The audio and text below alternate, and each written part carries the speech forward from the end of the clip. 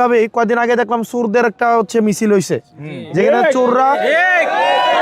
যেখানে চোররা সবাই হচ্ছে স্বাধীনতা দিতেছে, চুরি করার স্বাধীনতা, তাদেরকে নাকি চুরি করার স্বাধীনতা দিতে হবে, বৈধ উপায়ে চুরি করার স্বাধীনতা। এখন আমি একটা প্রশ্ন, আসলে বৈধ উপায়ে কি চুরি করার কোনো স্বাধীনতা আছে? বৈধ উপায়ে গাঁজা খাওয়ার স্বাধীনতা আছে?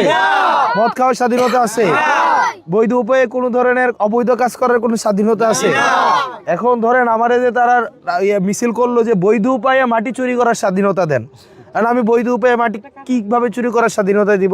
আজকে ঈদের দিন এই যে শিক্ষিত শ্রেণী যারা পরিবেশ নিয়ে ঘুমতি রক্ষার্থে, যারা হচ্ছে চিন্তিত, যারা দেবিদ্বারের সচেতনবাসী শিক্ষার্থী, আপনি দেখেন এখানে কি কোনো ধরনের, আপনারা দেখেন তো প্রত্যেকটা ছেলে এখানে যারা দাঁড়াইছে তারা হচ্ছে বিবেকের তাড়নায় সুচিন্তিত মতামতের ভিত্তিতে আজকে এখানে দাঁড়াইছে।